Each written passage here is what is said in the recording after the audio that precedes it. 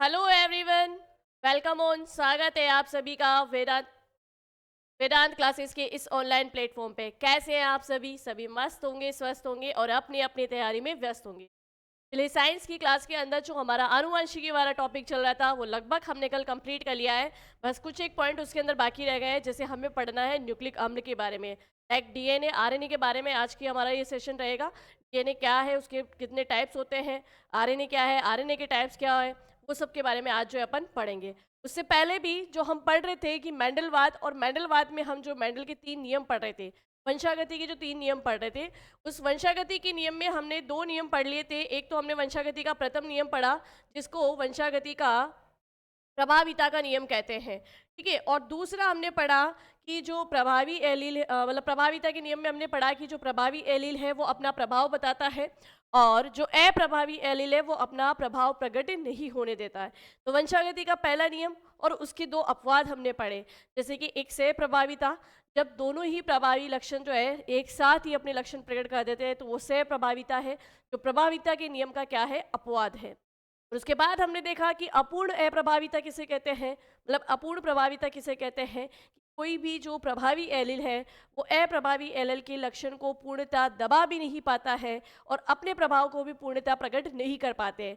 इन दोनों के रूप मिले जुले रूप से एक नया ही लक्षण प्रकट होता है, जिसको हम कहते हैं अपूर्ण प्रभाविता। तो यहाँ हमने प्रथम नियम कंप्लीट किया, और साथ ही साथ में फिर हमने देखा था वंशागति का दूसरा नियम, जो था कि युग्मकों की शुद्धता का नियम, या विसंयोजन का नियम, या युग्मकों के पृथक्करण का नियम, कि प्रत्येक जीन से जब युग्मक अलग होते हैं, युग्मक अपने आप में एक सदस्य के रूप में अलग होते हैं, या युग्मक अपने आप में एक सदस्य है और पूर्णतया वो शुद्ध है। यानी हम कह सकते हैं कि किसी भी लक्षण के लिए जो युग्मक है तो वो पूर्णतः शुद्ध होंगे, ठीक है। ये शुद्धता का नियम, युग्मकों की शुद्धता का नियम, वो भी हम पढ़ चुके हैं। अब एक नियम और बच चुका है आनुवांशिकी में, तो टॉपिक हमारा वही है अभी भी, आनुवांशिकी यानी जेनेटिक्स। इस आनुवांशिकी या जेनेटिक्स में हम लोगों को क्या पढ़ना है? आनुवांशिकी, जेनेटिक्स, आनुवांशिकी, जेनेटिक्स। ये जो आनुवांशिकी जेनेटिक्स है, ये हमारा जो टॉपिक है, इस टॉपिक में हम मेंडलवाद के 2 नियम पढ़ चुके थे। मेंडलवाद के हम 2 नियम क्या क्या पढ़ चुके थे, या मैं यहाँ लिखूं, मेंडल के मेंडल के नियम, ये वंशागति के नियम भी कहलाते हैं, ठीक है। मेंडल के जो नियम है वंशागति के नियम भी कहलाते हैं। के अंतर्गत हम लोग पढ़ चुके हैं पहला नियम। पहला नियम हमने इसमें क्या पढ़ लिया था? पहला नियम हमने पढ़ लिया प्रभाविता का नियम, प्रभाविता का नियम, ये हम पढ़ चुके हैं। और साथ ही साथ में दूसरा जो है कि युग्मकों की शुद्धता का नियम या पृथक्करण का नियम, पृथक्करण या विसंयोजन, पृथक्करण या संयोजन, या युग्मकों युग्मकों का की का नियम, ये हम लोग पढ़ चुके हैं। अब आज जो हमें तीसरा नियम पढ़ना है, इसके अंतर्गत वो पढ़ना है स्वतंत्र अपव्यूहन का नियम। स्वतंत्र अपव्यूहन का नियम, जिसे हम कहते हैं लॉ ऑफ इंडिपेंडेंट असोर्टमेंट, ठीक है। स्वतंत्र अपव्यूहन का नियम, तो मेंडल के हिसाब से ये जो स्वतंत्र अपव्यूहन का नियम है, ये क्या कहता है? स्वतंत्र अपव्यूहन, स्वतंत्र अपव्यूहन का नियम, स्वतंत्र अपव्यूहन का नियम हम कहते हैं लॉ ऑफ असॉर्टमेंट। क्या कहेंगे भाई? लॉ ऑफ इंडिपेंडेंट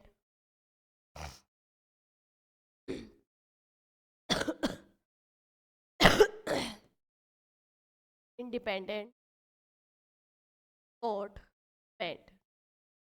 इस नियम के अनुसार क्या था?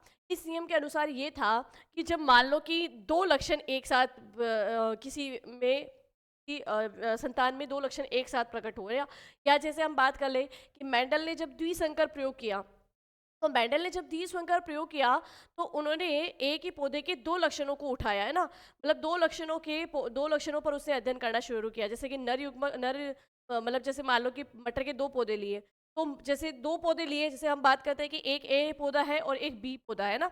अब इस वाले पौधे से उन्होंने लक्षण दो लिए, कौन कौन से, जैसे कि मैंने कहा कि अगर बात करें कि एक पौधा लंबा लिया और उस जो पौधा लंबा लिया उसके पुष्प का कलर था रेड, क्या था, पुष्प का कलर था रेड। ठीक है, ये हमने ले लिया। और दूसरे की बात करूँ तो दूसरे में उन्होंने क्या किया, तो उन्होंने क्या कि स्मॉल पौधे लिए, मतलब बौने पौधे लिए, और इधर जो है पुष्प का रंग जो है ग्रीन था, क्या था भाई, ग्रीन था। ऐसे मान लेते हैं हम, है ना, ठीक है। या ऐसे समझ लो कि ये बीज का जो शेप था वो राउंडेड था, उधर रिंकल था। तो इस तरीके से जब उन्होंने दो लक्षणों पर अध्ययन किया, दो लक्षणों का एक साथ क्रॉस करवाया, तो देखो कई कई जगह ऐसे रिजल्ट भी प्राप्त हुए। जैसे सपोज कर लो कि ये रिजल्ट प्राप्त हुआ लंबेपन का, और एक रिजल्ट प्राप्त हुआ ये, एक इधर भी लंबेपन का और एक रिजल्ट प्राप्त हुआ ये। अब यहाँ पर अगर मैं बात करूँ तो ये जो टी टी है, कैपिटल टी टी, ये लंबेपन के लक्षण को, मतलब लंबेपन के लक्षण के एलील है या लंबेपन के लक्षण के जीन है। अब यहाँ पर एक चीज ध्यान रखना, और इसकी मैं बात करूं तो ये बीज के गोल होना, बीज का गोल होना, उसका लक्षण प्रतीत करता है ये वाला जीन। अब मेरा ये कहने का मतलब है कि यहाँ पर मेंडल स्वतंत्र अवयवन के नियम से ये समझाना चाह रहे थे कि ये जो लंबेपन का लक्षण है, इसके ऊपर इस बीज के गोल वाले लक्षण का कोई प्रभाव नहीं पड़ेगा। जैसे कि कहने का मतलब कि अगर बीज दोनों ही, यहाँ पर दोनों ही बीज के एलील अगर गोल वाले आ जाए तो भी इस लंबेपन वाले लक्षण पर कोई प्रभाव प्रकट नहीं होगा, कोई भी इसका प्रभाव इस पर बिल्कुल भी नहीं पड़ेगा। या सपोज कर लो कि ये लंबेपन का है और जिसमें एक कैपिटल आर यानी गोल का और एक जो है छुरीदार वाला रिंकल्ड वाला आ जाए, तो भी इन दोनों के ये दोनों एलील अगर हम देखें तो ये विषम युग्मजीय है। क्या है भाई, ये विषम युग्मजीय है। सॉरी, इन दोनों एलील को देखेंगे तो ये दोनों एलील अलग अलग है, ठीक है। अब इनमें से ये दोनों के अलग अलग होने पर भी इस लंबेपन वाले लक्षण पे तो कोई प्रभाव नहीं पड़ेगा। तो कहने का मतलब ये है कि मेंडल के अनुसार किसी भी लक्षण या ट्रेट की जो वंशागति होती है उसमें दूसरे लक्षणों से प्रभावित हुए बिना ही स्वतंत्र रूप से उनकी वंशागति होती है। यानी ये जो लंबेपन का जो है लक्षण, ये स्वतंत्र रूप से मतलब जो है प्रकट हो रहा है ना, इस पे इस वाले का कोई प्रभाव नहीं पड़ रहा है। और एग्जाम्पल देखें, जैसे सपोज कर लो कि एक पौधा लंबा है और उसके फूल का कलर येलो है, ठीक है, और एक पौधा लंबा है और उसकी फूल का कलर जो है मतलब हम कह सकते हैं ग्रीन है, ठीक है, स्मॉल वाई से मैंने दर्शा दिया तो इसका मतलब ये ग्रीन है। अब देखो क्या कर सकते हैं कि ये जो लंबेपन वाला आ रहा है के साथ में अगर कैपिटल वाई आते हैं, यानी कैपिटल वाई यानी कि पुष्प कैसे हैं, पीले हैं, तो इस पुष्प के पीलेपन का जो ये लक्षण है उसकी के मतलब इस पौधे की लंबाई वाले लक्षण पे कोई प्रभाव नहीं दर्शाएगा, या इसका प्रभाव इस पे किसी भी प्रकार से नहीं पड़ेगा। दूसरा मैं कह दूं कि अगर मान लो कि पुष्प जो है सॉरी पौधे जो है लंबे हैं और जो पुष्प प्राप्त हुए वो पुष्प जो है अशुद्ध अशुद्ध रूप से, मतलब अशुद्ध पीले प्राप्त हुए। भाई ये कैपिटल वाई पीले का है, ठीक है, और स्मॉल वाई के लिए हमने क्या बोला है, हरा, ठीक है। जब एक पीला और एक हरा का एलील आ जाए तो ये एलील हमेशा क्या रहता है भाई, अप्रभावी रहता है ना, और प्रभावी एलील यही होता है। तो ऐसे में इस वाले जीन को हम क्या कहते हैं, इस वाले जीन को हम कहते हैं कि जैसे ये जो पौधे प्राप्त हुए ये अशुद्ध पीले प्राप्त हुए, क्या हुए, अशुद्ध पीले, शुद्ध पीले नहीं है, ठीक है। तो यहाँ पर इनके प्रभाव का, कि अशुद्ध पीले हैं, शुद्ध पीले हैं या पूर्ण रूप से हरे हैं, इस वाले लक्षण का जो प्रभाव है वो इस पे नहीं पड़ेगा। ये स्वतंत्र रूप से अपनी अभिव्यक्ति करेगा, लंबेपन वाला जो है वो लंबेपन का स्वतंत्र रूप से अभिव्यक्ति करेगा। तो बस यही मेंडल के स्वतंत्र अपव्यूहन का नियम है। मेंडल का स्वतंत्र अपव्यूहन का नियम क्या कहता है, हम लिख सकते हैं यहाँ पर, मेंडल का स्वतंत्र अपव्यूहन का नियम, हेडिंग तो हमने पिछली स्लाइड में लगा ली है। तो मेंडल के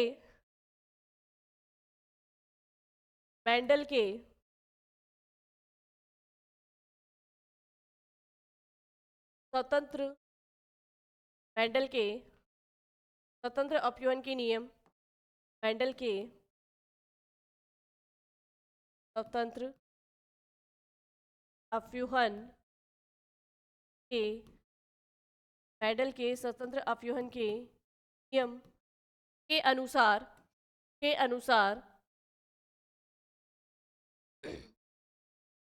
किसी भी लक्षण के अनुसार किसी भी लक्षण लक्षण लक्षण यानी ट्रेट, किसी भी लक्षण यानी ट्रेट,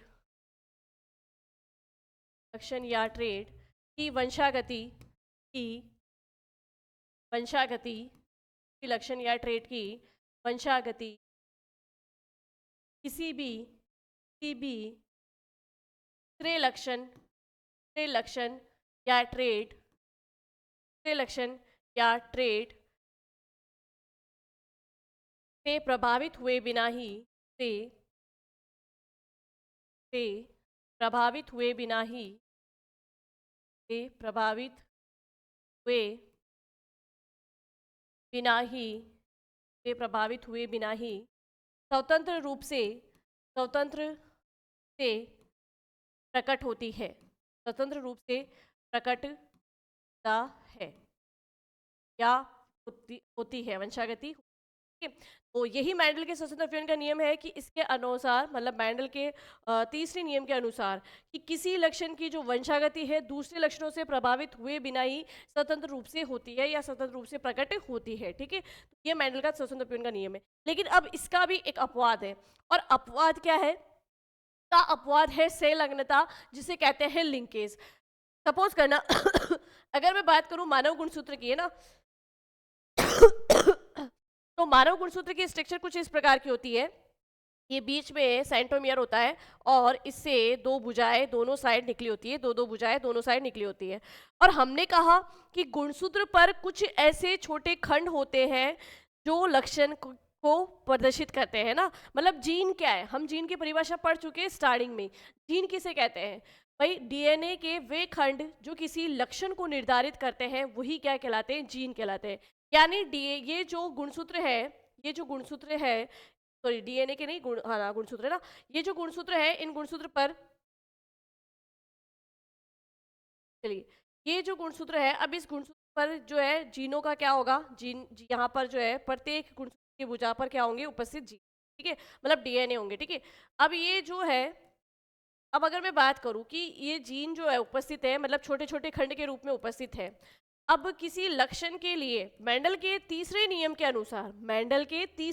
अनुसार, है ना, ऐसे जीन जो अलग अलग जगह पे स्थित हो या अलग अलग भुजा पे स्थित, जैसे कि मान लो कि एक जीन यहाँ पर है और एक जीन यहाँ पर है, तो ये वाला जीन जो है किसी और लक्षण को निर्धारित करेगा और ये वाला जीन जो है किसी और लक्षण को निर्धारित करेगा। थोड़ा मैं इसको अलग कलर से कर देती हूँ ना, जैसे भाई ये वाला जीन जो है और ये वाला जीन जो है, मतलब ये जीन खंड और ये जीन खंड, ये किसी अलग लक्षण को प्रदर्शित करेंगे। यानी इन लक्षणों की वंशागति जो है साथ में नहीं होगी, है ना, इन लक्षणों की वंशागति साथ में नहीं होगी।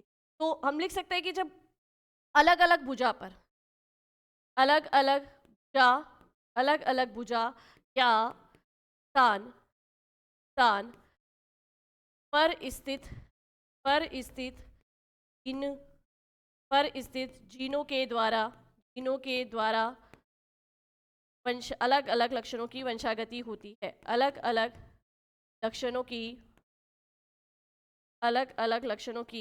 वंशागति है, अलग अलग लक्षणों की वंशागति होती है। यानी हम कह सकते हैं, इसको इस तरीके से समझ सकते हैं कि इनकी वंशागति एक साथ नहीं होगी। लेकिन सपोज कीजिए कि एक ही भुजा पर जो जीन बिल्कुल पास पास में है, एक ही भुजा पर जो जीन बिल्कुल पास पास में है, जैसे कि ये वाले जीन है ना, जब ये जीन दोनों एक साथ किसी लक्षण को प्रकट कर दे, ये वाले जीन दोनों साथ में जो पास में है, ये वाले जीन जब किसी एक साथ दो लक्षण को प्रकट कर दे, यानी कि साथ साथ में लक्षणों की क्या हो रही है? वंशागति हो रही है। और इसी को हम क्या कहते हैं? सहलग्नता या लिंकेज। ठीक है, तो जो पास पास में होंगे जीन, जो जीन पास पास में होंगे, उनकी साथ साथ वंशागति होगी। क्या होगी भाई? उनके द्वारा निर्धारित किए गए लक्षणों की वंशागति साथ साथ होगी। ठीक है, तो जीनों का पास पास में रहना। अब मैंडल के तीसरे नियम के अनुसार, स्वतंत्र अभिव्यंजन के नियम के अनुसार, कि प्रत्येक लक्षण जो है वो दूसरे लक्षण से प्रभावित हुए बिना ही सीधा स्वतंत्र रूप से प्रकट होता है। लेकिन यहाँ पर अगर हम बात करें मानव के शरीर के गुणसूत्रों में हम बात करें, तो यहाँ से अगर पास वाले जीन, दोनों जीन एक साथ आ गए, तो इसका मतलब दो लक्षण एक साथ वो प्रकट करेंगे, है ना, और एक दूसरे से प्रभावित भी होंगे। ठीक है, एक दूसरे से प्रभावित भी होंगे। तो ऐसे लक्षणों की जो मतलब ये जो है मैंडल के नियम के अनुसार क्या है? ये अपवाद है। ये तीसरे नियम का अपवाद है, सहलग्नता या लिंकेज। तो अपन यहाँ पर लिख सकते हैं सहलग्नता या लिंकेज क्या है। सहलग्नता। सहलग्नता का मतलब है जब जीन एक साथ लक्षणों की वंशागति को प्रकट करे, दो जीन अलग अलग लक्षणों की एक साथ वंशागति को प्रकट करे, वही क्या कहलाती है? सहलग्नता या लिंकेज। समझ में आ गया आपको? चलिए, तो सहलग्नता या लिंकेज क्या है? इसके लिए हम सबसे पहले की इसकी खोज किसने की? सहलग्नता या लिंकेज जो है टीएच मार्गन ने। टीएच मार्गन जो वैज्ञानिक थे, इन्होंने सर्वप्रथम सहलग्नता की खोज की थी और फल मक्खी होती है ड्रोसोफिला, उसके गुणसूत्र में देख के जो है इसके लक्षणों की क्या की है, मतलब सहलग्नता का अध्ययन किया है। सहलग्नता या जिसे हम कहते हैं लिंकेज, सहलग्नता या लिंकेज, तो यहाँ लिख सकते हैं कि इसकी खोज खोज टीएच मार्गन ने। और आप याद रखिएगा कि मैंने जिस जिसके अपवाद बताए, जैसे पहले नियम के अपवाद बताए, सह प्रभाविता और अपूर्ण प्रभाविता, है ना, तो वो पहले नियम के अपवाद हो गए और दूसरे नियम का कोई अपवाद नहीं था। लेकिन तीसरे नियम की हम फिर से बात करें तो तीसरे नियम का अपवाद है भाई, अपवाद क्या है? सहलग्नता, जिसे हम कहते हैं लिंकेज। ठीक है, तो किस में देखा था? ड्रोसोफिला पे खोज की थी, ड्रोसोफिला, ड्रोसोफिला जो कि एक फल मक्खी है, के गुणसूत्रों को जब देखा तो इस तरीके की सहलग्न जीन भी मिले। ठीक है, सहलग्न जीन भी मिले। चलिए, वही कहने का मतलब है कि जब जीन दूर दूर है, एक बार फिर से उस डायग्राम से आप समझ लो कि ये जो जीन मतलब गुणसूत्र है, इस गुणसूत्र की जो भुजा पर ये जो जीन खंड है, इस वाली भुजा का जो जीन है वो अलग लक्षण प्रभाव को प्रकट करेगा, इस वाली भुजा पर जो जीन है वो किसी अलग लक्षण के लिए, मतलब किसी अलग लक्षण का प्रभाव प्रकट करेगा, है ना। और इसके लक्षण के प्रभाव को प्रकट करने के लिए इस वाले जीन का कोई प्रभाव इस पे नहीं होगा, यानी ये वाला जीन स्वतंत्र रूप से अपने लक्षण को प्रकट कर सकता है। ठीक है, और ये वाला जीन भी स्वतंत्र रूप से अपने लक्षण को क्या कर सकता है, मतलब जीनों का काम क्या है? लक्षण को निर्धारित करना, तो उस लक्षण को स्वतंत्र रूप से निर्धारित कर सकता है ना। तो इन दोनों का एक दूसरे पे कोई प्रभाव नहीं है, या हम कह सकते हैं कि इन दोनों का एक दूसरे की लाइफ में कोई इंटरफेयर नहीं है। लेकिन अगर एक ही भुजा पर दो जीन जो पास में है, जब ये दो जीन की लक्षण की वंशागति करेंगे तो साथ साथ में करेंगे, और ऐसे में इन दोनों के जो लक्षण, मतलब इन दोनों का जो प्रभाव है एक दूसरे पे पड़ेगा, तो ये मेंडल के नियम के अनुसार क्या हो गया? अपवाद हो गया। जबकि मेंडल ने कहा कि प्रत्येक लक्षण अपनी अभिव्यक्ति स्वतंत्र रूप से करता है, जबकि अगर एक ही भुजा पे उपस्थित जीन अगर ये एक साथ किसी लक्षण को वंशागति करेंगे तो एक दूसरे से प्रभावित भी होंगे। ये अपवाद है सहलग्नता। ठीक है, चलिए, तो खोज किसने की? टीएस मार्गन ने की। किस में की भाई? फल मक्खी ड्रोसोफिला में की थी। और सहलग्नता या लिंकेज है क्या? तो हम लिख सकते हैं कि जब दो या दो से अधिक लक्षण हो, जब दो या दो से अधिक लक्षणों या ट्रेड्स की वंशागति संतानों में साथ साथ होती है, तो ऐसे लक्षण या उनके जीन आपस में जो है संलग्न होते हैं, तथा ये परिघटना ही सहलग्नता या लिंकेज कहलाती है। तो यहाँ लिख सकते हैं कि जब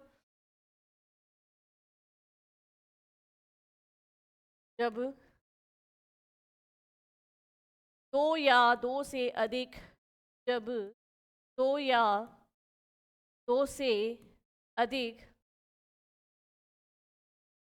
जब दो या दो से अधिक लक्षण संतानों में जब दो या दो से अधिक लक्षण संतानों में एक साथ प्रकट होते हैं, एक साथ प्रकट होते हैं एक साथ प्रकट होते हैं, है ना। सपोज कर लो कि कोई दो या दो से अधिक लक्षण जो है एक साथ ही या हम लिख सकते हैं जब दो या दो से अधिक लक्षण जब दो या दो से अधिक लक्षणों की वंशागति संतानों में, है ना, लक्षण लक्षणों की लक्षण या ट्रेट की वंशागति संतानों में संतानों में एक साथ एक साथ एक साथ साथ प्रकट होती है एक साथ साथ प्रकट होती है, तो ऐसे लक्षण या उनके जीन आपस में क्या होंगे? संलग्न होते हैं। तो ऐसे लक्षण या उनके जीन ऐसे लक्षण या उनके जीन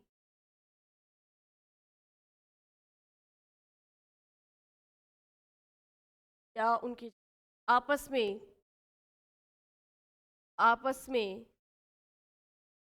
संलग्न से लग्न या लिंक से लग्न या लिंकेज हैं और ये परिघटना और ये परिघटना और ये परिघटना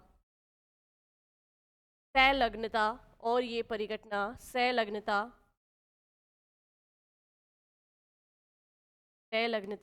या केस कहलाती है। संलग्नता या लिंकेज कहलाती संलग्नता या लिंकेज कहलाती है। तो यहाँ तक आपको बिल्कुल अच्छे से समझ में आ गया होगा कि मेंडल के तीनों नियम क्या बोलते हैं। भाई मेंडल ने जो अपने प्रयोग किए थे उन प्रयोगों को उन्होंने सिद्ध करके अपने ही प्रयोगों का वापस टेस्ट भी करके उन्होंने एक बुक में ये सारा सार लिख दिया था कि भाई मैंने मटर के पौधे पे इन 7 लक्षणों को लेकर अध्ययन किया और मुझे क्या क्या रिजल्ट प्राप्त हुए। ये सब कुछ उन्होंने एक बुक में लिख दिया था। मतलब वो लोगों के सामने नहीं आया था उनका कार्य, ठीक है। पर उनके मृत्यु के पश्चात 16 वर्ष बाद में 3 वैज्ञानिकों ने इनके कार्यों को अलग अलग कार्यों पर अध्ययन किया और लोगों के सामने इनके कार्यों को लेके आए और फिर इनको जाके क्या मिली, प्रसिद्धि मिली, ठीक है। तो मेंडल के तीनों नियम, वंशागति के 3 नियम। पहला नियम कि प्रभाविता का नियम, जो प्रभावी एलील होगा वो अपना प्रभाव प्रकट करेगा और जो अप्रभावी एलील होगा वो अपना प्रभाव प्रकट नहीं करेगा। ये वंशागति की प्रभाविता का नियम था, ठीक है। उसके अपवाद भी हमने देखे, सहप्रभाविता और अपूर्ण प्रभाविता। उसके अलावा दूसरा नियम कहता है कि प्रत्येक जीन से जो 2 युग्मक होते हैं या प्रत्येक एलील्स मतलब प्रत्येक एक लक्षण के जीन से तो हम 2 युग्मकों को अलग अलग करेंगे। जैसे हम बात करें नर से नर युग्मक और मादा से मादा युग्मक अलग करेंगे, तो दोनों ही युग्मक अपने आप में एक एक सदस्य होते हैं और शुद्ध रूप के सदस्य होते हैं। यानी युग्मकों के द्वारा जब संतान में कोई भ्रूण का निर्माण होगा तो वो शुद्ध रूप से होगा, यानी युग्मक खुद शुद्ध है, अपने आप में शुद्ध है, तो शुद्ध लक्षण को ही प्रकट करेंगे, ठीक है। चलिए उसके बाद में हमने देखा स्वतंत्र अवयवन का नियम, यानी कि अगर 2 लक्षणों की वंशागति एक साथ हो रही है तो पहले वाला जो लक्षण है, मतलब 2 लक्षण अगर एक साथ प्रकट होते हैं, 2 लक्षणों की वंशागति एक साथ होती है तो प्रत्येक लक्षण का एक दूसरे पे कोई प्रभाव नहीं होता है। मतलब वो स्वतंत्र रूप से जो है अपने को आपको प्रकट करते हैं, स्वतंत्र रूप से उनकी अभिव्यक्ति होती है। लेकिन इसका भी एक अपवाद मिला, संलग्नता लिंकेज। अगर गुणसूत्र की एक भुजा पर 2 जीन जो आपस में हैं तो वो दोनों जीन जो है एक साथ किसी लक्षण को प्रकट करेंगे और उस समय हम कह सकते हैं कि ये जीन जो है आपस में क्या हो गए थे, संलग्न हो गए थे, एक साथ मतलब जुड़कर और फिर किसी लक्षण को प्रकट कर रहे हैं। तो यहाँ पर प्रभावी लक्षण हमें देखने को मिलेंगे और वही क्या कहलाता है, संलग्नता या लिंकेज। क्या है भाई, अपवाद है। तो चलिए यहाँ पर जो है आनुवंशिकी में हमने मेंडलवाद पूरा कंप्लीट किया, मेंडल के तीनों नियम हमने देख लिए। अब हम पढ़ते हैं इस आनुवंशिका का अब जो छोटा सा एक टॉपिक बच गया है वो है मतलब न्यूक्लिक अम्ल पे हम पढ़ेंगे आरएनए डीएनए। यानी कि हमें अब पढ़ना है आनुवंशिक पदार्थ क्या होते हैं। अगर हमसे आनुवंशिक पदार्थों के बारे में पूछा जाए तो आनुवंशिक पदार्थ हमारे डीएनए और आरएनए ही होते हैं और उनको हम कहते हैं न्यूक्लिक अम्ल। क्या कहते हैं भाई, न्यूक्लिक अम्ल।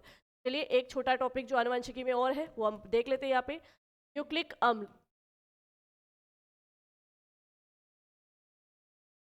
न्यूक्लिक अम्ल या न्यूक्लिक एसिड, अब देखो इसको न्यूक्लिक अम्ल क्यों कहेंगे, इसको न्यूक्लिक एसिड क्यों कहेंगे, उसका भी रीज़न अभी बताते हैं आपको।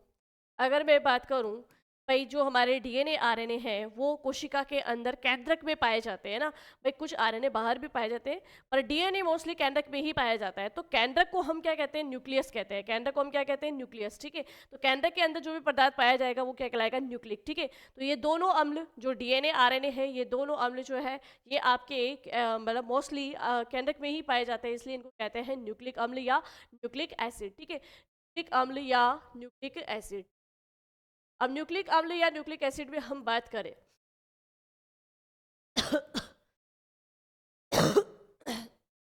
तो देखो यहाँ पर न्यूक्लिक अम्ल या न्यूक्लिक एसिड क्या है, तो हम कह सकते हैं कि जीवों में 2 प्रकार के न्यूक्लिक अम्ल पाए जाते हैं। जीवों में 2 प्रकार के न्यूक्लिक अम्ल पाए जाते हैं।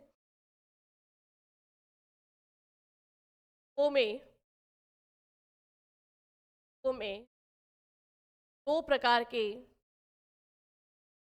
2 प्रकार के न्यूक्लिक अम्ल 2 प्रकार के न्यूक्लिक अम्ल पाए जाते हैं। 2 प्रकार के न्यूक्लिक अम्ल 2 प्रकार के न्यूक्लिक अम्ल पाए जाते हैं। अब ये जो 2 प्रकार के न्यूक्लिक अम्ल हैं इसकी बात करें तो ये 2 प्रकार के न्यूक्लिक अम्ल कौन कौन से हैं भाई। आप सभी को पता है कि एक डीएनए है और एक क्या है, आरएनए। डीएनए की full form D oxy ribose nucleic acid और आरएनए की full form ribose nucleic acid. ठीक है, डीएनए और एक हो गया आपके आरएनए। तो इसमें से हम डीएनए को भी बहुत अच्छे से डिटेल से पढ़ लेंगे और आरएनए को भी बहुत अच्छे से पढ़ लेंगे। फर्स्ट ऑफ ऑल इनके नाम लिख लेती हूँ मैं यहाँ पर, डी ऑक्सी राइबोस न्यूक्लिक अम्ल और D oxy oxy ribo D oxy ribo nucleic अम्ल। यानी डीएनए की प्रकृति हमसे पूछे तो डीएनए की प्रकृति है अम्लीय। आरएनए की भी पूछ ले तो आरएनए की भी प्रकृति क्या है भाई, अम्लीय है। ठीक है, राइबो न्यूक्लिक अम्ल।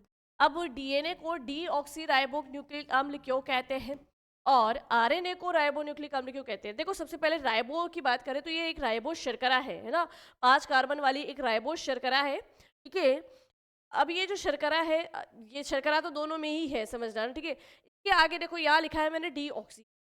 डीएनए के अंदर ये शर्करा जो है ऑक्सीजन मतलब इसमें ऑक्सीजन नहीं होता है ना, इस शर्करा के अंदर ऑक्सीजन नहीं होता है, तो इस कारण से इसको कहते हैं डी ऑक्सी राइबोस न्यूक्लिक अम्ल। आगे हम देखेंगे कि ये जो पेंटोस शर्करा है, 5 कार्बन युक्त जो शर्करा है, तो डीएनए में कौन से नंबर वाले कार्बन पर ऑक्सीजन नहीं होती है ना, ऑक्सीजन अणु नहीं होते हैं, तो डीएनए के अंदर ऑक्सीजन अणु नहीं है, इस कारण से इसको डी ऑक्सी यानी डी का मतलब होता है ऑक्सीजन के बिना। ठीक है, या ऑक्सीजन रहित। ठीक है, तो डी ऑक्सी राइबो न्यूक्लिक अम्ल। और जबकि इधर मैं आरएनए की बात करूं तो इस पे ऑक्सीजन अणु होते हैं, तो ये राइबो न्यूक्लिक अम्ल। क्लियर है यहाँ पे? तो कॉन्सेप्ट बिल्कुल अच्छे से क्लियर हो गया होगा कि इसको राइबो न्यूक्लिक अम्ल क्यों कहेंगे। राइबोस तो एक पॉइंट ऑफ शर्करा है। ठीक है, और दोनों में ही पाई जाती है शर्करा। अभी आगे देखेंगे डीएनए में क्या क्या, डीएनए किस किस से मिलकर बना है, आरएनए किस किस से मिलकर बना है। तो बेसिकली पहले एक पॉइंट तो हमें समझ में आ गया कि डीएनए में भी शर्करा है और आरएनए में भी शर्करा है, और शर्करा कौन सी है, पेंटोस शर्करा है। ठीक है, लेकिन इसमें जो पेंटोस शर्करा पाई जाती है उसके दूसरे नंबर के कार्बन पे ऑक्सीजन अणु नहीं होते हैं, इसको कहता है डी ऑक्सी राइबोस न्यूक्लिक अम्ल। ठीक है, और इधर बात करें तो ये है राइबोस न्यूक्लिक अम्ल। क्लियर हो गई ये बात? चलिए अब बात करते हैं कि चलो, ये तो हमने हमारे शरीर की बात की कि हमारे शरीर में कैंडक में डीएनए आरएनए दोनों होते हैं, लेकिन मैं बात करूं वायरस में, तो वायरस में केवल एक ही न्यूक्लिक अम्ल पाया जाता है। जैसे हमारे शरीर की जितनी भी कोशिकाएं हैं ना, उन सभी के कैंडक में डीएनए आरएनए दोनों ही उपस्थित होंगे। डीएनए का मेन कार्य क्या होता है? डीएनए का मेन कार्य होता है लक्षणों की वंशागति करना, है ना। पीढ़ी दर पीढ़ी लक्षणों की वंशागति जो होती है वो डीएनए के कारण ही होती है। क्यों होती है? क्योंकि हमने जस्ट पहले ही पढ़ा है कि डीएनए के ऊपर ही वो जीन खंड होते हैं जो लक्षणों को निर्धारित करते हैं। यानी हम देखें बेसिकली तो लक्षणों की वंशागति जो है डीएनए के कारण ही होती है। तो डीएनए का मेन काम है वंशागति करना, लक्षणों की वंशागति करना। आरएनए की मैं बात करूं तो आरएनए का काम होता है प्रोटीन का निर्माण करना। आरएनए का काम क्या है भाई? प्रोटीन का निर्माण करना। और प्रोटीन हमारे शरीर के अंदर जो है, हमारे शरीर की कोशिकाओं के बहुत से कामों के लिए जो है प्रोटीन की आवश्यकता पड़ती है। जैसे कोशिका झिल्ली जो है वो स्वयं प्रोटीन की बनी होती है ना, तो वहां पर भी प्रोटीन की आवश्यकता पड़ेगी। तो प्रोटीन का निर्माण करना वो जो है वो कार्य किसका है? प्रोटीन संश्लेषण का कार्य किसका है? आरएनए का। जबकि वंशागति करना ये किसका कार्य है? डीएनए का। अब एक ऐसे जीव जिसमें ये डीएनए आरएनए दोनों एक साथ नहीं पाए, या तो आरएनए होगा या फिर डीएनए होगा। जैसे लाइक मैं कहूँ कि वायरस में केवल एक ही न्यूक्लिक अम्ल होता है, या तो डीएनए होगा या आरएनए होगा। जिसमें आरएनए होगा उसको हम रेट्रोवायरस कहते हैं। ठीक है, और जिसमें डीएनए होता है उसको हम सामान्य वायरस बोलते हैं। ठीक है, तो जब आरएनए है और डीएनए नहीं है तो फिर ऐसे वायरस में लक्षणों की वंशागति कैसे होगी? और एक ऐसा वायरस जिसमें केवल और केवल डीएनए है, आरएनए नहीं है, तो डीएनए है तो लक्षणों की वंशागति तो हो जाएगी, लेकिन आरएनए नहीं है तो फिर प्रोटीन का संश्लेषण कैसे होगा? यहाँ पर एक ही चीज़ है आपको कि ऐसे वायरस में केवल आरएनए पाया जाता है, उसमें वो आरएनए ही लक्षणों की वंशागति भी करेगा और प्रोटीन का संश्लेषण भी करेगा। सेम ऐसे ही जिस वायरस में केवल डीएनए पाया जा रहा है, वो डीएनए वंशागति करने के साथ साथ प्रोटीन का निर्माण भी करेगा। तो ये थोड़ा सा मेजर अंतर है जो इसको हम लिख लेते हैं। ठीक है, तो सबसे पहले कि वायरस ऐसी जीव है, हम लिख सकते हैं कि वायरस में केवल एक ही न्यूक्लिक अम्ल पाया जाता है। तो मेन जो इंपॉर्टेंट बातें हैं वो सारे कॉन्सेप्ट भी अपन यहाँ पे क्लियर करते हुए चलेंगे और लिखते हुए चलेंगे। वायरस वायरस से हम कहते हैं विषाणु, वायरस या विषाणु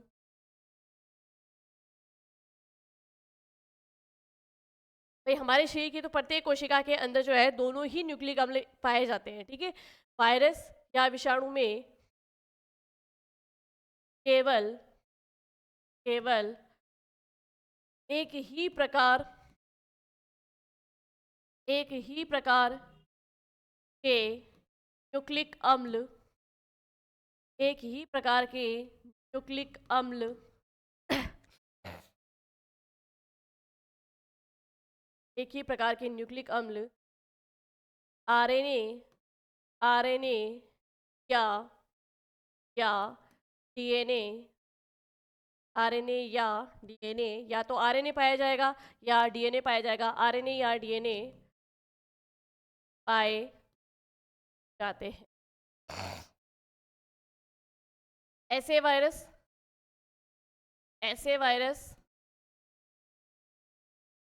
जिनमें ऐसे वायरस में केवल ऐसे वायरस जिनमें केवल आरएनए पाए जाते हैं, ऐसे वायरस जिनमें केवल आरएनए उपस्थित होते हैं या आरएनए न्यूक्लिक अम्ल, आरएनए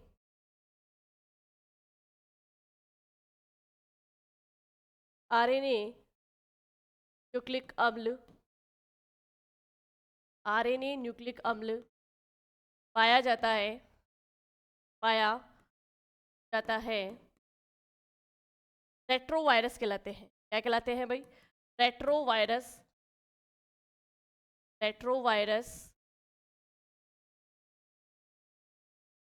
कहलाते।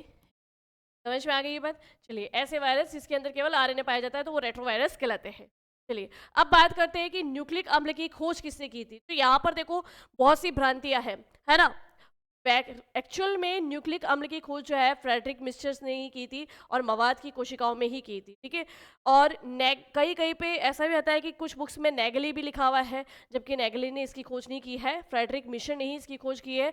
न्यूक्लिक अम्ल शब्द जो है वो ऑल्टमान ने दिया है ना, तो नेगली नहीं होगा, ये आप अपना कॉन्सेप्ट क्लियर रखना है। ऐसी नेगली के लिए डीएनए के लिए भी आता है कि डीएनए की खोज किसने की, तो थोड़ा सा आपको कॉन्सेप्ट यहाँ पे क्लियर रखना है। चलिए, तो नेक्स्ट बात कर लेते हैं, न्यूक्लिक अम्ल की खोज किसने की। न्यूक्लिक अम्ल तो मतलब ये डीएनए आरएनए है, इनकी खोज किसने की, तो न्यूक्लिक अम्ल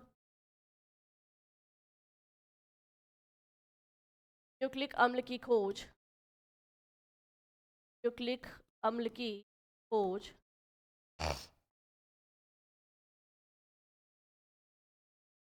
न्यूक्लिक अम्ल की खोज की बात करें तो फ्रेडरिक मिस्चर ने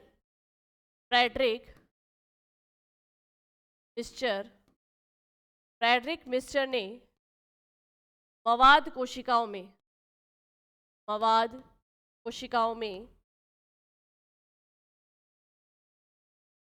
ठीक है भाई, जो फ्रेडरिक मिस्चर से इन्होंने मवाद कोशिका यानी पस सेल्स में जो है न्यूक्लिक अम्ल की खोज की थी ना। इन्होंने इसे न्यूक्लियन का क्या कहा था जब इन्होंने मवाद कोशिकाओं में यानी पस सेल्स, भाई ऐसा होता है ना कि जब कहीं पे कुछ लग जाती है, घाव होने लग जाता है, तो वहां पर थोड़ी सी ऐसे हम कहते हैं कि रस्सी भरने लग जाती है, पीले रंग का एक द्रव बनने लग जाता है, वही होता है मवाद, ठीक है। तो मवाद कोशिकाओं में या पस सेल में खोज की थी, ठीक है। चलिए, और उस समय इन्होंने फ्रेडरिक मिस्चर ने इनको क्या कहा था, इनको कहा था न्यूक्लियन इसलिए कहा गया कि भाई केंद्रक में पाए जा रहे हैं, तो इन्होंने उसको कह दिया कि ये भाई न्यूक्लियन है, केंद्रक के अंदर मिले इसलिए, ठीक है। तो इन्होंने भाई फ्रेडरिक मिस्चर ने ना इन्होंने इन्हें न्यूक्लियन कहा, इन्होंने इन्हें न्यूक्लियन कहा, यानी न्यूक्लिक अम्ल को इन्होंने उस समय सिर्फ न्यूक्लियन कहा था, ठीक है। चलिए, उसके बाद में हम बात करते हैं कि न्यूक्लिक अम्ल किससे दिया। तो न्यूक्लिक अम्ल दिया था ऑल्टमान ने। न्यूक्लिक अम्ल शब्द जो है वो ऑल्टमान ने दिया। न्यूक्लिक अम्ल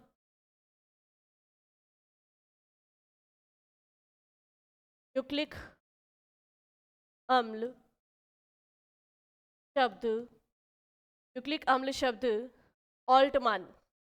ऑल्टमान के द्वारा दिया गया है न्यूक्लिक अम्ल शब्द, ठीक है। ऑल्टमान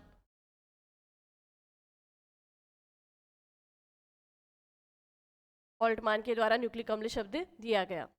चलिए, अब बात करते हैं कि न्यूक्लिक अम्ल की खोज भी हो गई। अब बात करते हैं फाइनली कि डीएनए जो है, डीएनए की स्ट्रक्चर क्या है, भौतिक रूप से उसकी संरचना क्या है और रासायनिक रूप से उसकी संरचना क्या है, और मेनली डीएनए का काम होता क्या है। तो सबसे पहले हम बात कर लेते हैं न्यूक्लिक अम्ल में डीएनए। किसके बारे में पढ़ेंगे हम? सबसे पहले पढ़ेंगे हम डीएनए के बारे में। तो डीएनए सभी को पता है कि इसकी फुल फॉर्म क्या है, डी ऑक्सी राइबोस न्यूक्लिक अम्ल। D oxy ribo deoxyribo nucleic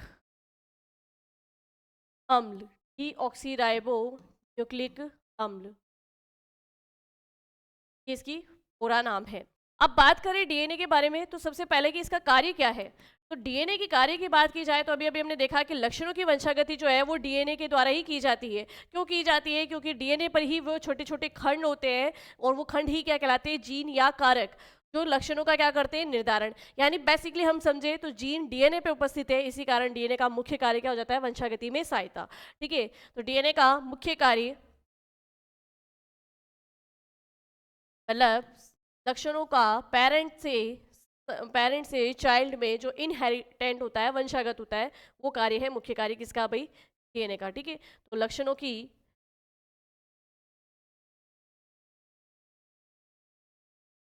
वंशागति वंशागति में सहायक, वंशागति में सहायक। ठीक है, चलिए, वंशागति में सहायक हो गया, इसका मुख्य कार्य हो गया। अब बात करते हैं कि डीएनए के खंड या फ्रेगमेंट्स जो है वो क्या कहलाते हैं? वही जीन कहलाते हैं।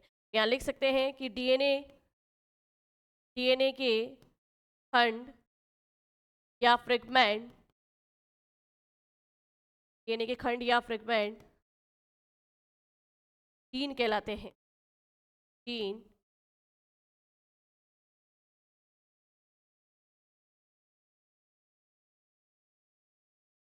कहलाते हैं। ठीक है, ये डीएनए के जो फ्रेगमेंट छोटे छोटे खंड हैं वही क्या कहलाते हैं? जीन कहलाते हैं। चलिए, अब आगे बात करें कि ये डीएनए का काम तो हो गया कि भाई ये वंशागति में सहायक होगा, इसके जो फ्रेगमेंट्स हैं वही जीन कहलाएंगे और ये जीन ही क्या करते हैं? किसी लक्षण का निर्धारण करते हैं। तो भाई यहाँ तक तो हो गया। अब बात करते हैं डीएनए मुख्यतः होता कहाँ पे। देखो ध्यान से समझना, डीएनए बेसिकली केंद्रक के अंदर ही होता है। बेसिकली हम बात करें तो डीएनए केंद्रक में ही पाया जाता है। लेकिन जब हमने कोशिका वाला चैप्टर पढ़ा तो मैंने आपको बताया कि पादप कोशिका है ना एक, चलो यहाँ पे एक हम बात कर ही लेते हैं प्लांट सेल और एनिमल सेल। अगर मैं बात करूं प्लांट सेल की और बात करें हम एनिमल सेल की, तो दोनों में केंद्रक होता है। तो इस केंद्रक के अंदर तो डीएनए होता ही है, केंद्रक के अंदर तो डीएनए इस तरीके से द्विकुंडली संरचना में होता है ना, केंद्रक के अंदर डीएनए द्विकुंडली संरचना में होगा ही। इसके अलावा भी क्या डीएनए कहीं और भी होता है? तो बिल्कुल होता है डीएनए। डीएनए और कहाँ होता है? जैसे मैंने कहा कि कोशिका द्रव्य के अंदर, कोशिका द्रव्य में जो अंग पाए जाते हैं कोशिका के अंग, और लाइक अगर मैं बात करूं माइट्रोकॉन्ड्रिया और हम बात करें किसकी? प्लास्टिड यानी लवक की। ठीक है, तो सबसे पहले पादप कोशिका में बात कर लेते हैं कि पादप कोशिका में डीएनए केंद्रक में तो है ही है, पादप कोशिका में ये डीएनए केंद्रक में तो उपस्थित होता ही है। ठीक है, इसके अलावा ये डीएनए और कहाँ पाया जाएगा? तो माइट्रोकॉन्ड्रिया में होता है, और माइट्रोकॉन्ड्रिया में स्वयं के डीएनए वे आरएनए होते हैं। माइट्रोकॉन्ड्रिया में स्वयं के डीएनए वे आरएनए होते हैं, इसी कारण से तो उसको ऑटोसोमस ऑर्गन भी कहते हैं, यानी अर्ध स्वायत्तशासी अंग भी कहते हैं। मतलब खुद के डीएनए आरएनए होने के कारण जो है ये अपनी जैसे जो है अपनी वंशागति कर सकते हैं। ठीक है भाई, डीएनए का काम क्या है? वंशागति में सहायक है। तो जब माइट्रोकॉन्ड्रिया के खुद के पास स्वयं का डीएनए है तो वो वंशागति कर सकता है। ऐसे ही प्लास्टिड यानी लवक में खुद का डीएनए है तो वो वंशागति कर सकता है। तो देखो प्लांट सेल में बात करते हैं, तो प्लांट सेल में जो माइट्रोकॉन्ड्रिया पाया जाता है उस माइट्रोकॉन्ड्रिया में भी क्या होते हैं? डीएनए होते हैं। इसके अलावा जो प्लास्टिड पाए जाते हैं, प्लास्टिड यानी हरित लवक, इनमें भी डीएनए होता है। ठीक है, तो यहाँ लिख सकते हैं कि पादप कोशिका में तो माइट्रोकॉन्ड्रिया पादप कोशिका में तो माइट्रोकॉन्ड्रिया में और लवक यानी प्लास्टिड दोनों में स्वयं के डीएनए होते हैं। अब जंतु कोशिका में मैं बात करूं, एनिमल सेल की मैं बात करूं, तो देखो एनिमल सेल में प्लास्टिड तो होगा नहीं, लवक तो होगा नहीं, लेकिन माइट्रोकॉन्ड्रिया जरूर होगा। तो माइट्रोकॉन्ड्रिया है तो इस माइट्रोकॉन्ड्रिया के पास स्वयं के क्या होंगे? डीएनए आरएनए होंगे, स्वयं के डीएनए आरएनए होंगे। इस कारण से ये क्या कर सकता है? अपनी वंशागति कर सकता है, मतलब अपनी संख्या में वृद्धि कर सकता है। तो यहाँ पर कि डीएनए कहाँ कहाँ पाया जाता है? डीएनए केंद्रक में भी है, बेसिकली केंद्रक में होता है। इसके अलावा लवक एवं माइट्रोकॉन्ड्रिया में भी डीएनए उपस्थित होता है। और मैं एक बात करूं तो देखो कि जो हम बैक्टीरिया की बात करें यानी कि हम जीवाणु कोशिका की बात करें तो जीवाणु कोशिका का जो कोशिका द्रव्य होता है यानी लाइक साइटोप्लाज्म जो होता है उस साइटोप्लाज्म में वृत्ताकार डीएनए पाया जाता है। जबकि देखो केंद्रक के अंदर जो डीएनए है, केंद्रक के अंदर जो डीएनए है वो एक द्विकुंडलित संरचना में है। किसमें है भाई? द्विकुंडलित स्ट्रक्चर में है। जबकि जो बैक्टीरिया है, बैक्टीरिया की कोशिका द्रव्य में डीएनए वृत्ताकार रूप में पाया जाता है और उसको हम वहां पर कहते हैं प्लाज्मिड। क्या कहते हैं भाई? प्लाज्मिड। ठीक है, तो ये जो 2-3 बातें हमने जानी है इसको हम लिख लेते हैं नोट डाल के।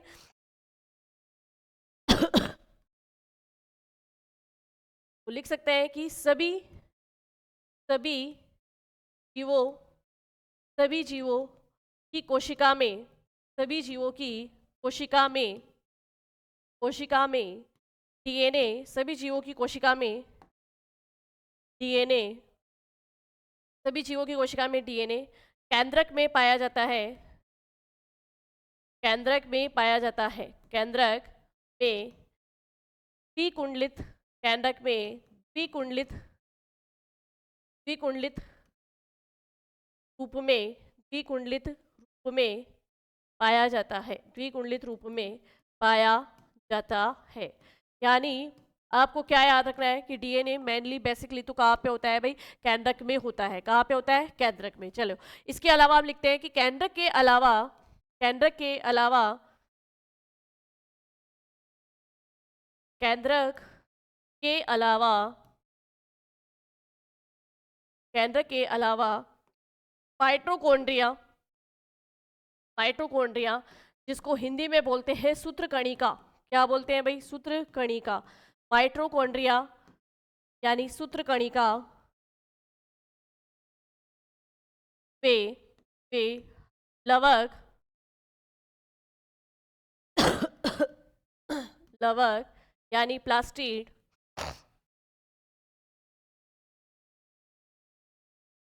लवक प्लास्टिड माइटोकॉन्ड्रिया सूत्रकणिका वे लवक प्लास्टिड में भी पाया जाता है।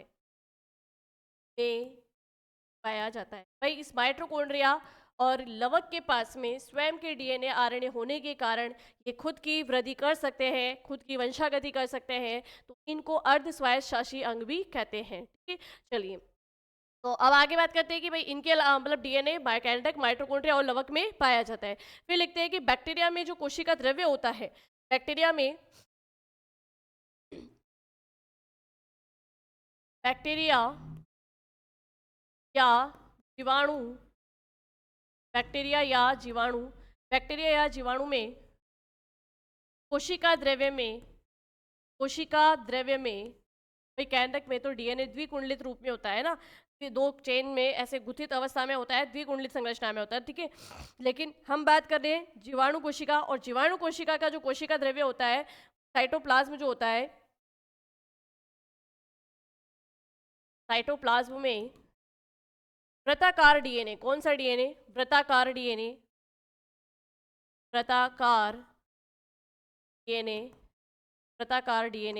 पाया जाता है। वृत्ताकार डीएनए पाया जाता है से प्लाज्मिड कहते हैं। से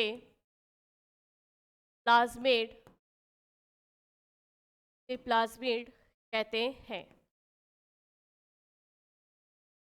ये हो गया कि भाई वृत्ताकार डीएनए कहाँ पे पाया जाएगा? तो बैक्टीरिया की यानी जीवाणु कोशिका में सर्कुलर डीएनए यानी वृत्ताकार डीएनए पाया जाता है, जिसे हम क्या कहते हैं? प्लाज्मिड कहते हैं। ठीक है, तो इस तरीके से इसको लिख भी सकते हैं कि जो जीवाणु कोशिका, इसको बनाकर हम लिख सकते हैं कि लाइक ये जीवाणु कोशिका है, लाइक ये जीवाणु कोशिका है। और बात करें इसके केंद्रक में तो नहीं होगा, लेकिन यहाँ पर वृत्ताकार रूप से वृत्ताकार या सर्कुलर डीएनए, वृत्ताकार या सर्कुलर डीएनए पे पाया जाएगा भाई जीवाणु कोशिका, पे पाया जाएगा जीवाणु कोशिका।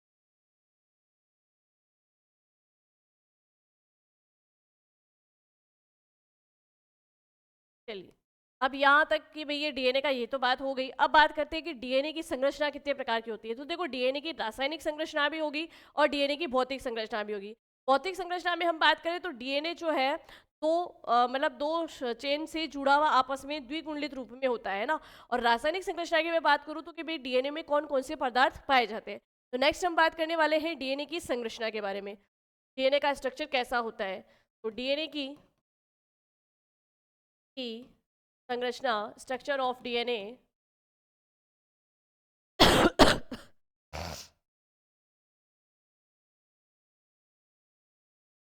स्ट्रक्चर ऑफ डीएनए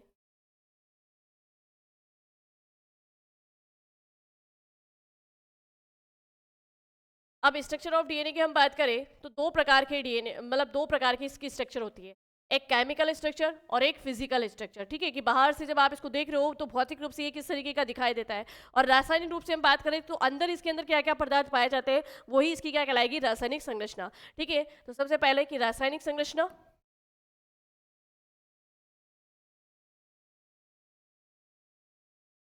रासायनिक संरचना, केमिकल स्ट्रक्चर, और इस तरफ हम बात करते हैं भौतिक संरचना यानी फिजिकल स्ट्रक्चर।